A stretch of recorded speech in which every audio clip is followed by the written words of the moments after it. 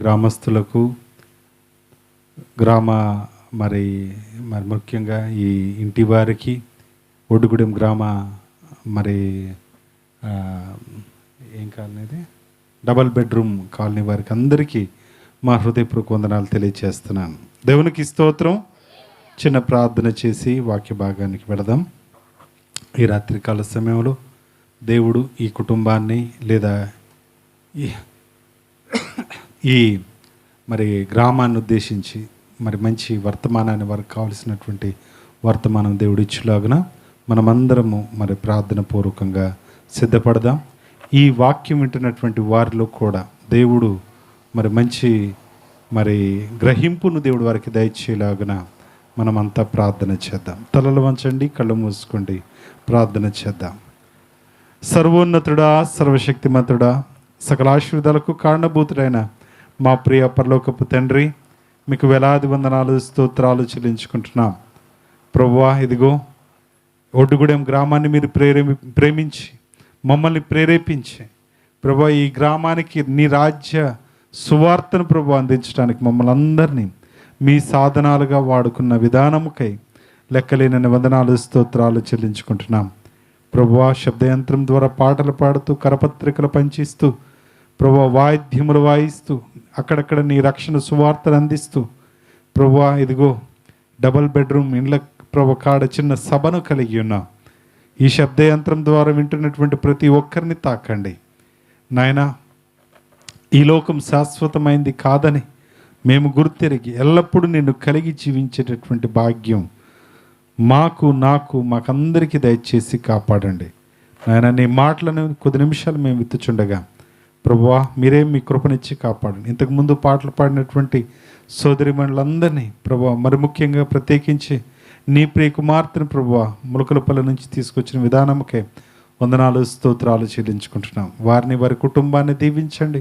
వారి సహోదరులు కూడా ప్రభువా నిన్ను తెలుసుకునే భాగ్యాన్ని మీరు వారికి దయచేసి కాపాడండి నాన్న. ఈ శబ్దయంత్రం ద్వారా ప్రభువా యూట్యూబ్ ద్వారా వింటున్నటువంటి నీ బిడ్డలందరినీ మీరే బలపరిచి కాపాడమని కోరుకుంటూ యేసు క్రీస్తు నామమున అడిగి వేడుకుంటున్నాము తండ్రి.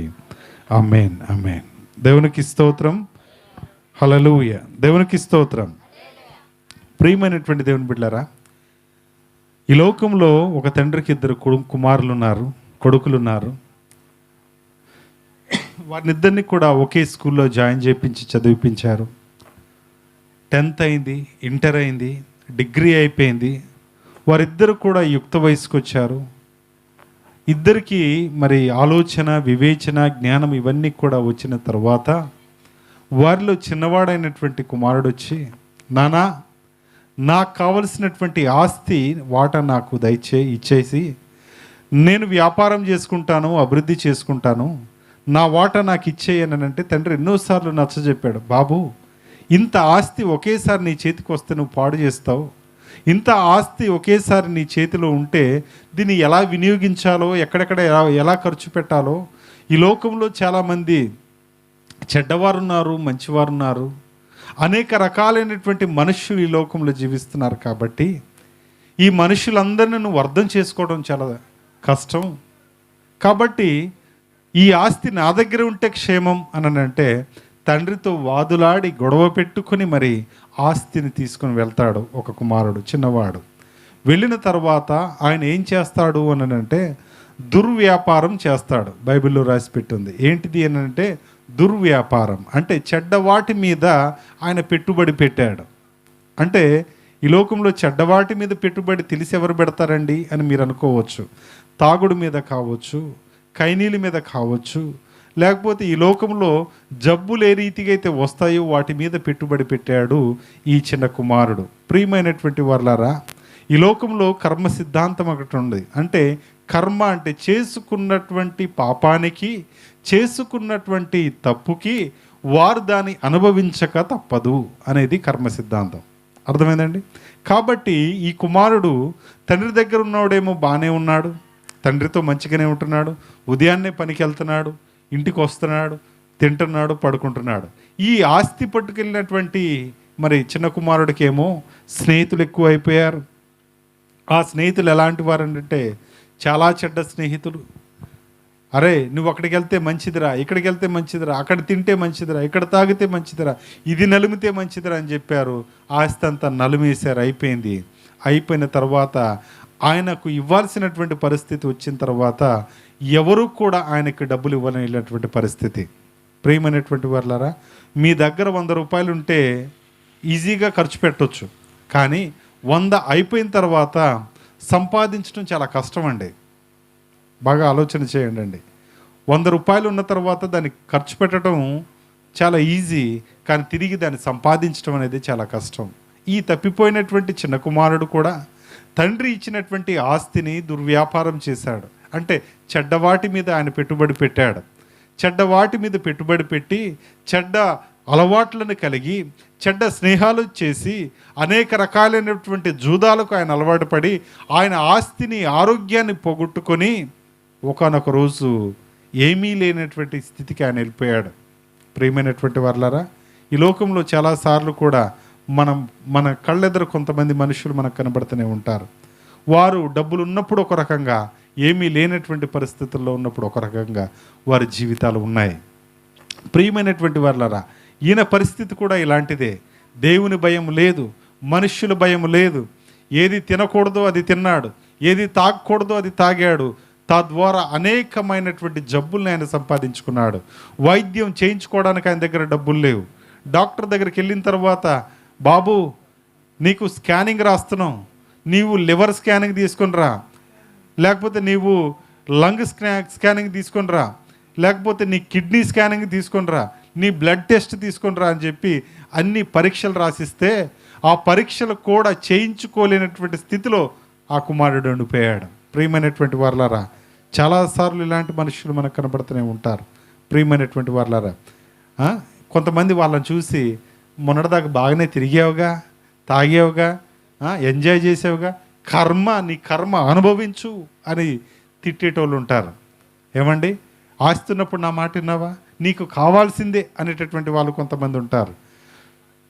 ఇట్లా అనేక రకాలైనటువంటి దూషణ మాటలు ఆయన అనుభవిస్తూ ఆయన ఎంతో బాధపడుతూ, నాకెవరైనా సహాయం చేస్తారా, ఎక్కడి నుండైనా నాకు సహాయం వస్తుందా అని ఎదురు చూస్తున్నటువంటి పరిస్థితి. ప్రియమైనటువంటి వారలారా, ఈ లోకంలో చాలామంది ఇదే అలవాట్లు కలిగి ఉన్నారు కదా. ఏమండి, ఏదైతే తినకూడదో అది తిన్న తర్వాత నీ పెదవులకి క్యాన్సర్ వచ్చింది, ఇది తగ్గదు అని అంటే చాలా చోట్ల హాస్పిటల్కి వెళ్ళి అనేక వైద్యాలు చేయించుకొని ఆ క్యాన్సర్ కూడా తగ్గించుకోలేనటువంటి పరిస్థితుల్లో ఉంటున్నారు. నిజమే. ఏమండి, ఆ తర్వాత చాలామంది మనుషులు వారి యొక్క ఊపిరితిత్తులను పోగొట్టుకున్నటువంటి పరిస్థితి, వారి యొక్క లివర్ని, కాలేయాన్ని పోగొట్టుకున్నటువంటి పరిస్థితి. ఏదైతే తాగకూడదో, ఏదైతే తినకూడదో అదే తింటున్నారు. ఈ అంతరంగ భాగాలన్నిటినీ వారు పాడు చేసుకుంటున్నారు. తీవ్రమైనటువంటి అనేమియా చేత బాధపడుతూ ఉంటారు. అంటే రక్తం లేనటువంటి పరిస్థితుల్లో వారు ఉంటారు. కాళ్ళంతా వాపులు, చేతులంతా వాపులు. ఏంటి ఈ పరిస్థితి, ఈ పెద్ద వయసులో ఏంటి ఈ సమస్యలు అని అంటే, నేను యవనస్తుడుగా ఉన్నప్పుడు బాగా తాగేటటువంటి వాడిని, వాళ్ళు అనేటటువంటి మాటలు. ఏమండి, ఈ అలవాటు నేను మానుకోలేకపోయాను కాబట్టే ఈరోజు నాకు ఈ పరిస్థితి. ప్రియమైనటువంటి వారలారా, ఒకసారి చూద్దాం బైబిల్ గ్రంథంలో ఇలాంటి పరిస్థితే ఒక ఆయనకు వచ్చింది. లూకాసు వార్త 15వ అధ్యాయము, లూకాసు వార్త 15వ అధ్యాయము 13వ వచనం చదువుదాం. కొన్ని దినములైన తరువాత ఆ చిన్న కుమారుడు సమస్తమును కూర్చుకుని దూరదేశమునకు ప్రయాణమైపోయి అచ్చట తన ఆస్తిని దుర్వ్యాపారం వలన పాడు చేశాను. ఆ కుమారుడు ఈయనే అండి. దుర్వ్యాపారం వలన ఆయన ఆస్తి, తండ్రి ఇచ్చినటువంటి స్వాస్థ్య భాగానంతటిని కూడా ఆయన పాడు చేశాడు. ఆయన దగ్గర డబ్బులు ఏమైనటువంటి లేకుండా ఖర్చు పెట్టుకున్నాడు. ఈరోజు ప్రియమైనటువంటి వాళ్ళరా, డబ్బులు సంపాదించడం చాలా కష్టం, ఖర్చు పెట్టడం చాలా సులువు. మనుషులందరూ కూడా ఎంతో కొంత సుఖభోగానికి అలవాటు పడి వారు పని చేయటం మానేశారు. రోజు తినటానికి ఇంట్లో చికెన్ ఉండాలి, కానీ పని మాత్రం చెయ్యం. రోజు తినటానికి ఎంతో కొంత మంచి ఫుడ్ ఉండాలి, కానీ రోజు మాత్రం వారు పని చేయరు. ఇలా అనేక సందర్భాలలో కూడా వారి యొక్క మంచి కావాలి, కానీ మంచికి తగ్గట్టు కష్టాన్ని వారు చేసేటటువంటి పరిస్థితి లేదు. ఆరోగ్యం కావాలి కానీ ఎక్సర్సైజ్ చేయరు. ఫిట్నెస్ కావాలి, పరిగెత్తరు. ఏమండి? చాలాసార్లు ఇంతే కదా మన జీవితాల్లో కూడా. కాబట్టి ఈయన కూడా తండ్రి ఇచ్చినటువంటి ఆస్తిని అంతటినీ పాడు చేసుకున్నాడు, మొత్తం ఖర్చు పెట్టుకున్నాడు. ఇక ఏ పరిస్థితి, ఏ ఆస్తి కూడా ఆయన దగ్గర లేదు. చివరికి ఏమైంది పరిస్థితి ఏనంటే, ఆయన ఉద్యోగాలు ఎతకటం మొదలుపెట్టాడు. ఏ ఉద్యోగం దొరికితే నాకు ఉపయోగపడుతుంది, ఏ ఉద్యోగం వెతుక్కున్నా కూడా సరైనటువంటి ఉద్యోగం ఈయన స్థితికి, ఈయన స్థాయికి ఉద్యోగం ఇవ్వట్లేదు. ఇచ్చిన ఒకవేళ 2-3 రోజులే. ఎందుకంటే చిన్నప్పటి నుంచి తండ్రి దగ్గర గారాబంగా పెరిగినటువంటి కుమారుడు కాబట్టి పనులు ఎలా చేయాలో ఆయనకు తెలియదు. కాబట్టి ఎవరు కూడా 1-2 రోజుల కంటే ఎక్కువ ఆయన ఉంచట్లే. ఒకరోజు భోజనం పెడుతున్నారు, 2వ రోజు కరే నీకు దండంరా, నువ్వు చేసేటటువంటి పని అసలు ఏమాత్రం బాగలేదు అని చెప్పి పంపించేస్తున్నారు. ప్రియమైనటువంటి వాళ్ళరా, ఇలా ఈ పనులు చేసి ఆ పనులు చేసి ఆ ఊరుండి ఈ ఊరుండి అనేక ఇబ్బందులు పడి చివరికి ఆయన స్థితి ఎలా వచ్చిందంటే పందులు తినే పొట్టు సహితం తినడానికి ఇష్టపడ్డాడు. ఏమండి? మనిషి స్థితి ఆ స్థాయికి దిగజారిపోయింది. అవునండి, ఈరోజు నేటికి భారతదేశంలో కరువు అనేది 25% ఉందండి. మన భారతదేశంలో కూడా ఆకలితో చచ్చిపోయేటటువంటి వాళ్ళు ఉన్నారు. ఏమండి? 80% మంది 3 పూటలు తింటున్నారు, 40% మంది 2 పూటలు తిని బ్రతుకుతున్నారు. కానీ 25% మంది ఒక పూట కూడా తినడానికి వారి భోజనం దొరకని పరిస్థితి ఈరోజు భారతదేశంలో నెలకొల్పబడింది. ఏమండి? ఆలోచన చేయండి. ఈ తప్పిపోయినటువంటి చిన్న కుమారుడు కూడా తినటానికి తిండి లేదు, ఉండడానికి ఇల్లు లేదు, ఆస్తిపాస్తులన్నీ పోయినాయి, స్నేహితులంతా వెళ్ళిపోయారు, వాళ్ళు డబ్బులున్నంతసేపే ఉన్నారు, డబ్బులు ఎప్పుడైతే అయిపోయినాయి ఈయనను విడిచిపెట్టి వెళ్ళిపోయారు. ఈ లోకంలో పాట ఉంది, మంచి పాట. ప్రేమ, యేసుని ప్రేమ, అది ఎవ్వరు కొలువలేనిది, నిజము దీనిని నమ్ము, ఇది భువి అందించలేనిది. ఈ లోకంలో ప్రేమ, భార్యాభర్తల ప్రేమ ఉంది. అది ఎంతవరకు అని అంటే 3 ఎవరికన్నా ఒకరు 3లా మిగిలిపోతారు చివరికి. తల్లిదండ్రుల ప్రేమ ఉంది, నీడ వలె గతించిపోతుంది, నీడ జరిగినట్లు వాళ్ళ ప్రేమ కూడా జరిగిపోతుంది. బంధుమిత్రుల మధ్య కూడా ప్రేమ ఉంది, కానీ ఆ ప్రేమ ఎంతకాలం అంటే నూనె ఉన్నంత కాలమే. అంటే మీరు బాగున్నారా, మేము బాగున్నామా, మీ దగ్గర ఇది ఉందా, అంటే కేవలం ఇచ్చిపుచ్చుకోవడంలోనే వారి ప్రేమ ఉంది తప్ప నీకు ఇవ్వలేని స్థితిలో నువ్వు ఉన్నప్పుడు నీ మీద ప్రేమ చూపించేటటువంటి సమయం కూడా వారికి లేదు. ప్రియమైనటువంటి వాళ్ళారా, కాబట్టి ఈ కుమారుడికి చివరికి పందులు తినేటటువంటి పొట్టు సైతం దానిలో కూడా ఆహారాన్ని వెతుక్కుంటున్నాడు. కానీ ఆయనకు అన్నం దొరకనటువంటి పరిస్థితి, ఆహారం దొరకనటువంటి పరిస్థితి. అప్పుడు ఆయన అంటాడు కదా, లేచి నా తండ్రి దగ్గరికి నేను వెళ్ళిపోతానని చెప్పి బయలుదేరి వెళ్ళిపోతాడు. ఏమండి? ఓపిక తెచ్చుకొని నడవడానికి ఓపిక లేదు, మంచి బట్టలు లేవు, కళ్ళని లోనకు పీక్కపోయినాయి, సరైనటువంటి ఆహారం లేదు, రంగు లేదు, రూపం లేదు. ఒకప్పుడు తండ్రి చాటున తల్లి చాటున పెరిగినటువంటి కుమారుడు ఎంతో ఆరోగ్యంగా ఉన్నటువంటి ఈయన చివరికి ఏమైపోయిందంటే అందవికారంగా, అసహ్యంగా తయారైపోయాడు. ప్రియమైనటువంటి వాళ్ళారా, ఇలాంటి పరిస్థితి ప్రియమైనటువంటి వాళ్ళారా ఈరోజు నీకుందా? నిన్నెవరు ప్రేమించట్లేదా? కనీసం తిన్నావా నిన్నెవరు అడగట్లేదా? ఈరోజు నిన్ను ప్రేమించేటటువంటి మనుషులు నీకు కరువు అయిపోయారా? ఒకసారి ఆలోచన చేయి.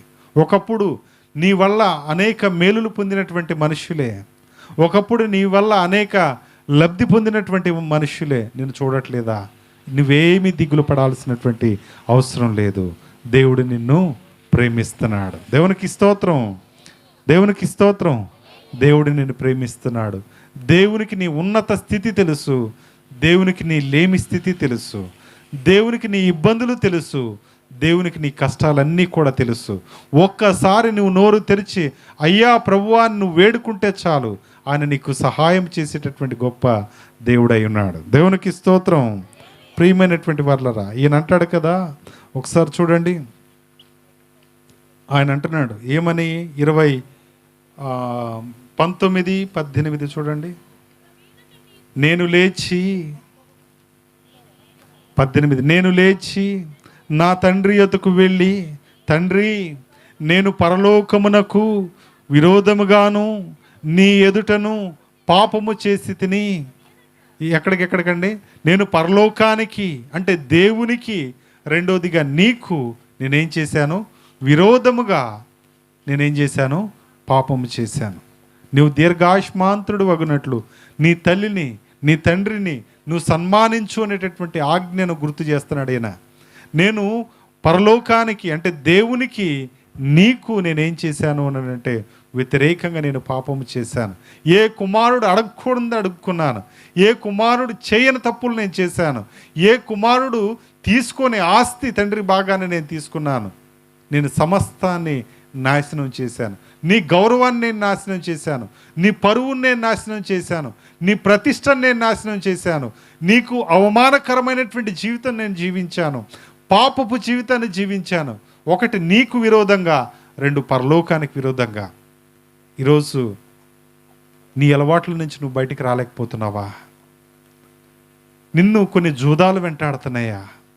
ఒకసారి నాకు వీటి నుంచి విముక్తి కలుగు చేయి ప్రభువా అని చిన్న ప్రార్థన నువ్వు చేసినట్లయితే ఆయన నమ్మదగిన వాడును నీతిమంతుడును కనుక నిన్ను వాటన్నిటిలో నుంచి జయాన్ని సమకూర్చేటటువంటి గొప్ప దేవుడు. దేవునికి స్తోత్రం, దేవునికి స్తోత్రం. ఆయన అంటున్నాడు, ఇక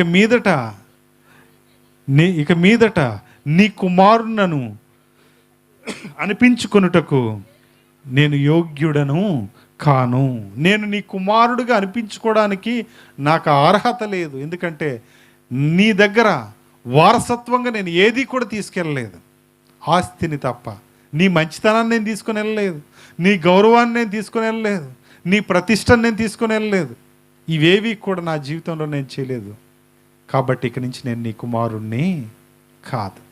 ప్రియమైనటువంటి వారులారా, ఆలోచన చేయండి. ఈరోజు 2-3 పిల్లలు ఉంటే ఆస్తి పాస్తులు కూడా మీరు పంచుతూ ఉంటారు. అరే, ఆ మామిడి చెట్టు ఉన్నది నీకు, ఈ జీడి తోట ఉన్నది నీకు, లేకపోతే అక్కడ ఆ భూమి ఉన్నది ఇది నీకు, ఇదిగో ఈ స్థలంలో అన్నదమ్ములందరూ ఇండ్లు కట్టుకోండి, ఈ స్థలంలో మీరు వ్యాపారాలు చేసుకోండి, ఇదిగో ఈ వాహనాన్ని మీరు ఇట్లా వాడుకోండి అని చెప్పి తల్లిదండ్రులందరూ కూడా వాటాలు వేసి కుమారులకి స్వాస్థ్యంగా ఇస్తారు. ఏమండి, ఒకవేళ గనక ఏ కుమారుడన్నా నాకు కావలసిన వాట నాకు ఇచ్చేయని చెప్పి తీసేసుకుని వెళ్ళిపోయి వాటన్నిటిని దుర్వ్యాపారం చేసి మరలా వచ్చి, నానా నీవు ఇచ్చినటువంటి భాగాన్ని నేను మొత్తం పోగొట్టుకున్నాను, మరలా నువ్వు నాకు ఆస్తిలో భాగం ఇవ్వా అని అంటే ఇస్తారా? ఆయనకి ఇస్తే మిగతా 2 ఊరుకుంటారా? ఏమండి, ఆలోచించండి ఒకసారి. 3 ఉన్నారనుకోండి, ఒకడేమో పోయి మొత్తం సమస్తం పాడు చేసుకున్న తర్వాత ఆయన దగ్గర ఇప్పుడు ఆస్తిపాస్తి ఏం లేదు. నాన్న దగ్గరికి వచ్చాడు, నానా నేను చేసింది తప్పే అంటున్నాడు. ఈయన దగ్గరికి భాగం ఇవ్వడానికి ఏమీ లేదు. ఏమండి, అలాంటప్పుడు తండ్రి ఏమంటాడంటే, నీ కర్మ నీవు సావు, నీ సావు నువ్వు సావు అంటారు. అంతే కదా, అవునా కాదా? రీసెంట్గా ఒక పెళ్లి సంబంధం చూశారు ఒక అమ్మాయికి. అయితే ఇంతకుముందు చేసిన ఆయన బాగా కొడుతున్నాడని చెప్పి ఈమె ఉండనని వచ్చేసింది. అదే మంచోడు కాదని. ఆయన నేను మంచిగా చూసుకుంటానని చెప్పినా ఏం మళ్ళీ పోలే. వాళ్ళు ఏం అడిగారంటే, మరి ఈమె విడాకులు కావాలంటుంది కాబట్టి తప్పంతా మాకు ఇంత ఖర్చు అయింది పెళ్ళికి కాబట్టి ఈ పెళ్లి ఖర్చులంతా ఆమె ఇవ్వాలి అని అంటే అమ్మ నాన్నల్ని ఇచ్చేయండి అని చెప్పిందట. ఏడుంది అని అన్నారట తల్లిదండ్రులు. ఏడుంది అని అంటే మరి ఏదో ఒకటి చేసి అన్న ఇచ్చేయండి అంటే ఉన్నదల్లా ఒకే ఒకటి, ఏంటిది? నీకు ఇచ్చినటువంటి 1 ఎకరం పొలమే ఉంది, అది అమ్మి ఇచ్చేయమంటావా అని అన్నారట. ఇచ్చేయండి అని చెప్పేసింది. ఇచ్చేశారు. ఇచ్చేసిన తర్వాత మరలా రీసెంట్గా ఒక కొత్త సంబంధం వచ్చిన తర్వాత నీకు పెళ్లి చేయడానికి మా దగ్గర డబ్బులు లేవు అని చెప్పారటండి. ఏమండి, సొంత తల్లిదండ్రులు ఏమన్నారు? నీకు పెళ్లి చేసి మరలా పంపడానికి మా దగ్గర డబ్బులు లేవు, మీరెట్లా పంపినా నేను సంతోషంగా వెళ్తా అని చెప్పిందట ఆ అమ్మాయి. దేవునికి స్తోత్రం. అంటే ఈ లోకంలో తల్లిదండ్రుల ప్రేమ ఎంతకాలం అంటే అది కొంతవరకే. ఒకవేళ మరలా ఎంతో కొంత భాగం ఇచ్చినా మిగతా 2 ఊరుకోరు. అవునా కాదా? ఏమండి, అవునండి కాదండి? కానీ ఈ కుమారుడు వచ్చి పశ్చాత్తాపడుతున్నాడు. ఏమంటున్నాడంటే, తండ్రి నేను పరలోకానికి నీకు నేను విరోధంగా పాపం చేశాను, ఇక మీదట నీ కుమారుడుగా నేను చెప్పాలా ఏమంటున్నాడు? ఇక మీదట నీ కుమారుడిని అనిపించుకోవడానికి నేను యోగ్యుణ్ణి కాను. దేవునికి స్తోత్రం, దేవునికి స్తోత్రం. ఈరోజు మన స్థితి కూడా ఇలానే ఉందండి. పాపము చేత, అపరాధం చేత మనం ఆయన ఇచ్చేటటువంటి మహిమను మనం పోగొట్టుకున్నాం కాబట్టి మనం ఆయన కుమారులుగా, ఆయన కుమార్తెలుగా ఉండడానికి అర్హులం కాము. మనం సమస్తాన్ని కూడా కోల్పోయాం. ఆయన మహిమను పాడు చేశాం, ఆయన ఔన్నత్యాన్ని పాడు చేశాం, ఆయన పరిశుద్ధతని మనం పాడు చేశాం, ఆయన పవిత్రతని పాడు చేశాం. ఆయన ఇచ్చినటువంటి శరీర దేహాన్ని కూడా దుర్వ్యసనాలకు వాడి మన శరీరాన్ని కూడా మనం పాడు చేసుకున్నటువంటి పరిస్థితి. ఆయన కుమారులంగా అనిపించుకునేటటువంటి యోగ్యం లేనప్పుడు ఆయన ఏం చేశాడంటే ఆయన కుమారుణ్ణి, అంటే యేసు క్రీస్తు ప్రభు వారిని మన కొరకు ఈ లోకానికి పంపాడు. దేవునికి స్తోత్రం. అర్థమైందండి? మిగతా ఆస్తులు ఈ లోకంలో ఇద్దరు వాటాలు మరలా బాగాలేరు, కానీ ఆయన పరలోకం తండ్రి ఏం చేశాడనంటే ఆయన కుమారుడికి చెందాల్సినటువంటి వాటా నీకు ఇచ్చాడు. దేవునికి స్తోత్రం. ఆయనకి ఇవ్వాల్సినటువంటి భాగ్యం నీకు ఇచ్చాడు. ఆయనకి ఇవ్వాల్సినటువంటి మరి మహిమ అది నీకు నాకు మనందరికి ఇచ్చాడు. ఎట్లా ఇచ్చాడు అని అంటే మనం చేసినటువంటి పాపానంతటిని ఆయన మోసి, మనం చేసినటువంటి దోషాలన్నిటినీ ఆయన భరించి ఆయన మహిమను మనకిచ్చాడు. దేవునికి స్తోత్రం. ఈ లోకంలో ఎవరైనా ఉన్నారా అట్లా? మీ అన్నలో మీ తమ్ముళ్ళలో మిమ్మల్ని అంతగా ప్రేమించేవారు ఉన్నారా? అరే నీ ఆస్తిని పాడు చేసుకున్నావు, కానీ ఉన్న దాంట్లో ఇద్దరం చేసుకుందాం రా అని చెప్పి ఏ సహోదరుడు కూడా నిన్ను పిలవాడు. కానీ యేసు క్రీస్తును సహోదరుడు ఏం చేశాడో తెలుసా? నువ్వు పాపము చేత, నీవు శాపము చేత చనిపోయినప్పుడు ఆయన నిన్ను బ్రతికించటం కొరకు ఈ లోకంలో నీ పాపానంతటిని ఆయన మోసాడు. ఆయన పరిశుద్ధతనంతటిని నీకు ఇచ్చాడు. దేవునికి స్తోత్రం, దేవునికి స్తోత్రం. దయచేసి ఆలోచన చేయండి. ఈ లోకంలో చాలాసార్లు చెప్తూ ఉంటాను ఈ మాట, మనుషులంటేనే దేవునికి చాలా ఇష్టం. ఈ లోకంలో బంగారం అంటే మీకు ఇష్టం, డబ్బులంటే మీకు ఇష్టం, అవునా కదా? భూములంటే ఇష్టం, అధికారం అంటే ఇష్టం, పెత్తనం అంటే ఇష్టం, గౌరవం అంటే ఇష్టం. కానీ దేవునికి ఏమి ఇష్టమో తెలుసా? మీరంటేనే ఇష్టం. దేవునికి స్తోత్రం. ఈరోజు దేవుని విడిచి నాకు సమస్తం కావాలంటున్నారు మీరు, కానీ దేవుడు అంటున్నాడు కదా, నా దగ్గరికి రా, సమస్తాన్ని నేను నీకు ఇస్తా. దేవునికి స్తోత్రం. ప్రియమైనటువంటి వారలారా ఆలోచన చేయండి. అందుకనే 24 వచనం చాలా మంచి మాట ఉంటుంది చూడండి. ఈ నా కుమారుడు చనిపోయి, నిజంగా ఆయన చనిపోయాడండి? లేదు. ఆయన చంపింది ఏంటిది అని అంటే పాపం. ఈరోజు మనల్ని కూడా పాపం చంపేస్తే యేసు క్రీస్తు అనే దేవుడు మనల్ని పరిశుద్ధపరిచి ఆయన విలువైనటువంటి రక్తాన్ని మన కొరకు ధారపోసి ఆయన పరిశుద్ధత మనకిచ్చి మనల్ని నిత్య జీవములోకి, అంటే మరణం నుండి జీవములోకి మనల్ని ప్రవేశించినటువంటి గొప్ప దేవుడు. దేవునికి స్తోత్రం. ఈ నా కుమారుడు చనిపోయి మరలా బ్రతికెను, తప్పిపోయి దొరికెనని చెప్పాను. దేవునికి స్తోత్రం. తప్పిపోయి మరలా దొరికెను.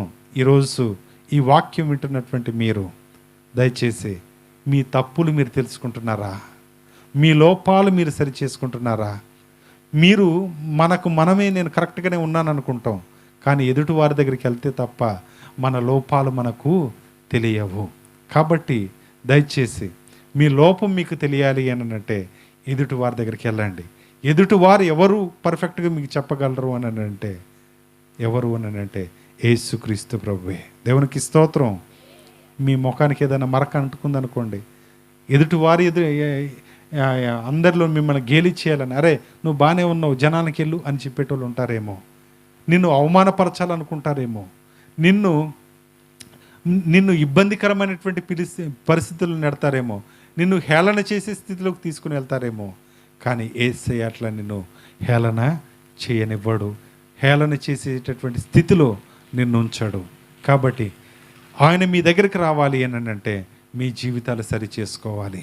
వాక్యము చేత, దేవా నేను ఎట్లున్నాను, ఈ లోకంలో నేను మంచిగా ఉన్నానని నేను అనుకుంటున్నాను, రోజు తింటున్నాను, పడుకుంటున్నాను, నా పని నేను చేసుకుంటున్నాను, ఎవడి జోలికి నేను వెళ్ళట్లేదు, నేను నా జీవితానికి ఇది నాకు మంచి అనిపిస్తుంది అని మీరు అనుకోవచ్చు. కానీ మీ ఆత్మీయ జీవితం కూడా మీరు పరిశీలన చేసుకోవాల్సినటువంటి వారై ఉన్నారు. దయచేసి ఎదుటి వారికి మేలు చేసేటటువంటి జీవితమా, ఎదుటివారి క్షేమాన్ని కోరుకునేటటువంటి జీవితమా, ఎదుటి వారికి సహాయం చేసేటటువంటి గుణం నీకుందా, ఎదుటి వారి యొక్క కష్ట సుఖాలు మీరు తెలుసుకుంటున్నారా, ఎదుటి వారి కొరకు మీ ధనాన్ని వెచ్చించి మరి ప్రయాసపడుతున్నారా, ఎదుటి వారిని మీరు ప్రేమిస్తున్నారా? కష్టాల్లో ఉన్నప్పుడు మనం వారికి ఆదరణ దయచేయాలి, సహాయము చేయాలి. ఇది దేవుని గుణం. కాబట్టి ఈరోజు ఎలాంటి స్థితి మీది, ఎలాంటి స్థితి మందే? మనం బాగుండటం అని అంటే మనం బాగుండటమే కాదండి, మనతో పాటు మన ప్రక్కన ఎవరైతే బాధల్లో ఉన్నారో, ఎవరైతే నష్టాల్లో ఉన్నారో, ఎవరైతే ఇబ్బందుల్లో ఉన్నారో అలాంటి వారికి యోగక్షేమాలన్నిటి కొరకు మనం ఆలోచన చేస్తూ ప్రార్థన చేస్తూ మనం ముందుకు తీసుకుని వెళ్ళాలి. దేవునికి స్తోత్రం, దేవునికి స్తోత్రం. ఆ తర్వాత తండ్రి ఏం చేశాడో తెలుసా అండి? దూరం నుండి ఈ కొడుకును చూచి, అరే వచ్చేది ఎవర్రా అంటే, అయ్యా ఎవరో బిచ్చగాడు అనుకుంటా. అరే కాదురా, ఆ నడకేదో చూస్తే నా చిన్న కుమారుడిలాగుంది అని చెప్పి కొంచెం ఆయన దగ్గరకు వచ్చిన తర్వాత తండ్రి ఉరికెత్తుకొని పోయి కౌగిలించుకొని ఆయన ముద్దు పెట్టి ఆయనకి పరిశుద్ధమైనటువంటి స్నానం ఆయనకి చేయించి మంచి బట్టలు ఆయనకి వేసి, మంచి బట్టలు వేసి, డాడీ నాకు ఇవన్నీ వద్దు, ఎందుకంటే నా ఆస్తి అంటూ ఏమీ ఇక్కడ లేదు. అప్పుడు అంటున్నాడు కదా, నువ్వు చనిపోయి మరలా బ్రతికావు. దేవునికి స్తోత్రం. ఈ లోకంలో నిజమైనటువంటి మనిషి ఎవరో తెలుసా అండి? తన తప్పుల్ని సరి చేసుకున్నవాడండి. చాలాసార్లు మన అహంకారం మనకు అడ్డొస్తుంది, చాలాసార్లు మన గర్వం మనకు అడ్డొస్తుంది. నువ్వు అసలు తగ్గొద్దు, నువ్వు అసలు లొంగొద్దు, నువ్వు అసలు ఒప్పుకోవద్దు అని అంటది. కానీ దయచేసి మీ అహంకారాన్ని, మీ గర్వాన్ని పక్కన పెట్టి ఒక్కసారి నీలో ఉండేటటువంటి ప్రతి లోపాన్ని నువ్వు ఒప్పుకో. దేవుడు తప్పకుండా నేను ఉన్నతమైనటువంటి స్థితిలోకి తీసుకొని వెళ్తాడు. దేవునికి స్తోత్రం. ప్రియమైనటువంటి వాళ్ళారా, ఆ ఇంటికి ఈ నా కుమారుడు వచ్చాడని చెప్పి గొప్ప గొప్ప విందుని ఏర్పాటు చేసి, అప్పటికప్పుడు చుట్టాలందరికి కబురు చేసి, అందరినీ పిలిపించి, ఏ మహిమైతే పోగొట్టుకున్నాడో, ఏ తప్పు అయితే ఆయన చేశాడో ఆ తప్పంతటిని తెలుసుకొని ఆయన మరలా వచ్చాడని గొప్ప విందును ఆయన ఏర్పాటు చేశాడు. ఈ విందు నీ కొరకే అని చెప్పాడు. దేవునికి స్తోత్రం, దేవునికి స్తోత్రం. ప్రియమైనటువంటి వర్లారా, దేవునికి కావాల్సింది ఎవరు అని అంటే పరిశుద్ధుడు కాదు. దేవునికి కావాల్సింది ఎవరు అని అంటే పాపి, తప్పిపోయినవాడు, తప్పు తెలుసుకున్నవాడు, తప్పు ఒప్పుకునేటటువంటి వాడు.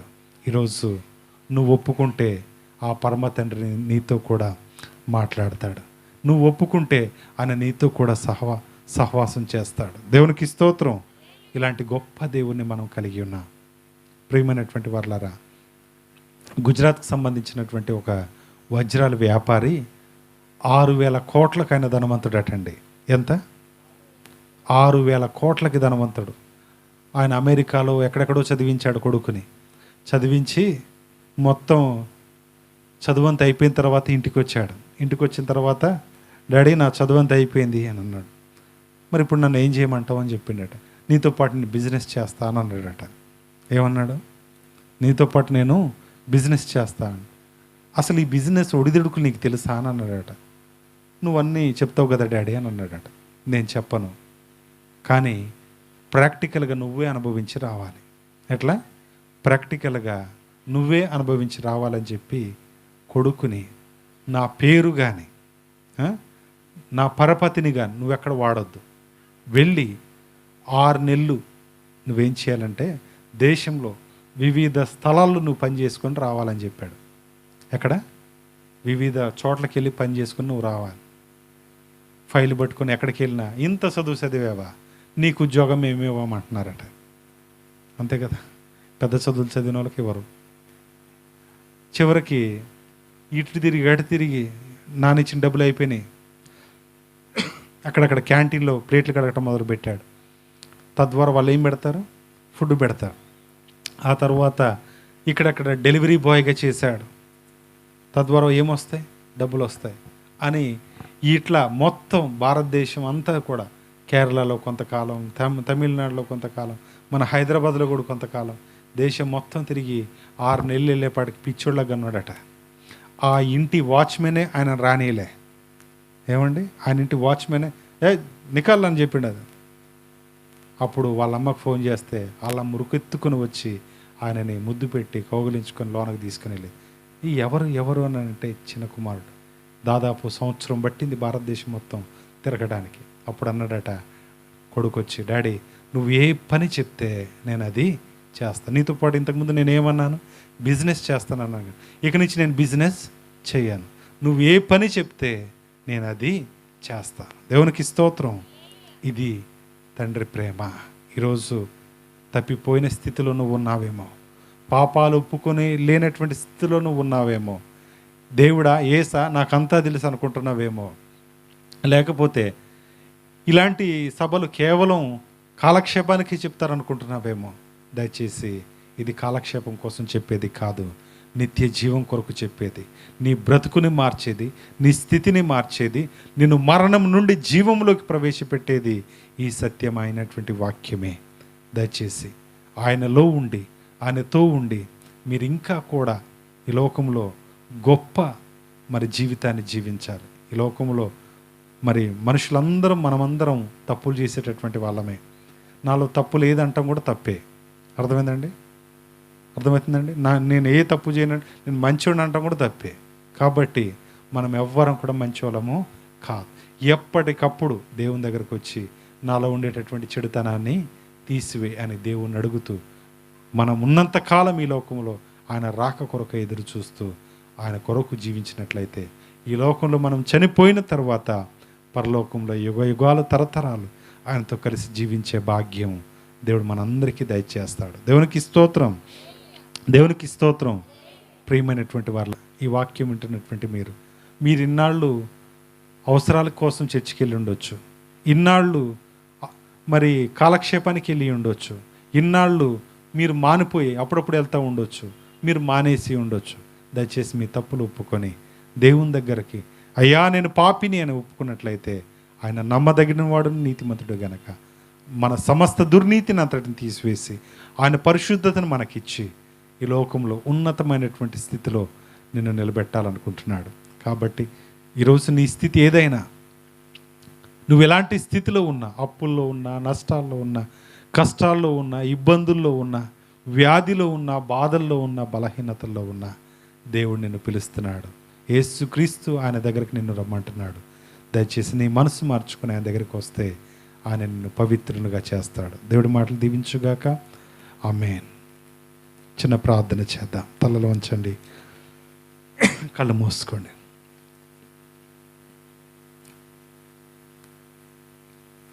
దేవా, ఈ లోకంలో వివిధ రకాలైనటువంటి పాడైనటువంటి జీవితాల్లో మేము జీవిస్తున్నాం నాయనా. ఈ లోకంలో పాపము పుణ్యము రెండున్నాయి, వెలుగు చీకటి రెండున్నాయి, మంచి చెడు రెండున్నాయి, పరిశుద్ధత పాపము కూడా ఉంది నాయనా. నీ పవిత్రత మాకు కావాలి అనంటే పాపాన్ని మేము విడిచిపెట్టాలి, అంటే చెడ్డవాటిని మేము విడిచిపెట్టాలి, ఇహలోకాన్ని మేము విడిచిపెట్టాలి. తప్పిపోయిన కుమారుడు ఆయన జీవితంలో ఆస్తిని సంపాదించుకుని దుర్వ్యాపారము చేశాడు. ఏదైతే తినకూడదో, ఏదైతే తాగకూడదో, ఏదైతే ఎక్కడైతే ఉండకూడదో, ఎవరితో అయితే స్నేహం చేయకూడదో వాళ్ళతో చేశాడు. ఈరోజు మా స్థితి అలా ఉందేమో, మేము చెడ్డవారితో స్నేహం చేస్తున్నామేమో, లేకపోతే అవసరాలకు ఇతరులను వాడుకుంటున్నామేమో, లేకపోతే అసలు ఏ స్నేహం లేకుండా ఒంటరిగా మేము జీవిస్తున్నామేమో. దయచేసి మా జీవితాలు మీకు అప్పగిస్తున్నాం ప్రభువా. మమ్మల్ని సరిచేయండి, మమ్మల్ని పరిశుద్ధపరచండి, మమ్మల్ని బాగు చేయండి. ఈ లోకంలో ప్రభువా నీ పవిత్రత, నీ పరిశుద్ధత ప్రభువా ఒడ్డుగూడెం గ్రామంలో ఉండేటటువంటి ప్రతి ఒక్కరికి మీరే దయచేసి కాపాడండి. ఏ ఒక్కరు నశించడం మీకు ఇష్టం లేదు ప్రభువా. ఇదిగో ఈ గ్రామంలో ప్రభువా దాదాపు 30-40 కుటుంబాలు ఉంటున్నాయి ప్రభువా. ఆ గ్రామంలో ప్రభువా ఒక 40 కుటుంబాలు దాకా ఉంటున్నాయి. వీరందరినీ మీరే రక్షించండి, మీరే కాపాడండి. నిన్ను ఎరగని బిడ్డలు చాలామంది ఉన్నారు ప్రభువా. ఇక్కడ మాకు తెలిసిన వాళ్ళు ఉన్నారు, తెలియని వాళ్ళు ఉన్నారు ప్రభు. వారిని అందరినీ మీరే రక్షించమని, నీ చిత్తమైతే నీ వాక్యాన్ని విని నీ దగ్గరకు వచ్చే భాగ్యాన్ని వారికి అందరికీ దయచేయండి. ఇటు కార్యక్రమానికి సహకరించినటువంటి సంఘం కొరకు ప్రార్థిస్తున్నాను ప్రభా. నీ కుమారులు ప్రభా ముందుగా వచ్చి సిద్ధపరిచారు రాయరన్న గారు. నాయన ఇదిగో లైటింగ్, సౌండ్ సిస్టమ్ అరేంజ్ చేయటం, సమకూర్చడం ప్రభువా, కరపత్రికలు పంచడం, సంఘ బిడ్డలందరూ ప్రభువా మరి వాయించటం, పాటలు పాడటం ప్రభువా, ఇవన్నీ ప్రభు పనిచేశారు. వారిని అందరినీ దీవించండి ప్రభు. మా కరెంట్ ఇచ్చినటువంటి వారిని వారి కుటుంబాన్ని, వారి అవసరాలు, వారి అక్కర్లను, వారిని ప్రభు శరీర రోగ రుగ్మతల నుంచి మీరు తప్పించి సంపూర్ణ ఆరోగ్యాల చేత నింపి కాపాడండి. ఈ గ్రామాన్ని, గ్రామ పెద్దలను, గ్రామస్తులను, ఇక్కడ అధికారులను ప్రభు అందరిని దీవించి కాపాడమని కోరుకుంటూ ప్రభు నిశ్చితమైతే 1, 2, 3 కుటుంబాలైనా ఇక్కడి నుంచి నేను తెలుసుకునే భాగ్యాన్ని మీరే వారికి దయచేసి కాపాడమని ప్రభు. ఇదిగో ప్రార్థన అయిన అనంతరం తిరిగి మేము ఎవరి గృహాలకు వారు వెళ్తుండగా ప్రభు ఆటోల్లోనూ బండ్ల మీద నడిచి మేము వెళ్తుండగా మీరే మా మధ్య నుండి మహిమ ఘనత ప్రభావాలు పొందమని, ఇదిగోనైనా మరొక నెల మరొక నూతనమైనటువంటి గ్రామంలో నీ రాజ్య సువార్త వ్యాప్తికై మేమందరం కలిసికట్టుగా పనిచేయలాగన మమ్మల్ని అందరినీ మీ సాధనాలుగా వాడుకోమని యేసుక్రీస్తు నామమున అడిగి వేడుకుంటున్నాము తండ్రి. ఆమేన్, ఆమేన్. మన తండ్రి అయిన దేవుని ప్రేమయు, కుమారుడైన యేసుక్రీస్తు కృపయు, పరిశుద్ధాత్మన్యుని సహవాసం ఇప్పుడును ఎల్లప్పుడును ఇక్కడ కూడిన ప్రతి ఒక్కరికి వారి కుటుంబాలకును సదాకాలం తోడయండి నడిపించి ఆశీర్వదించును కాక. ఆమేన్, ఆమేన్.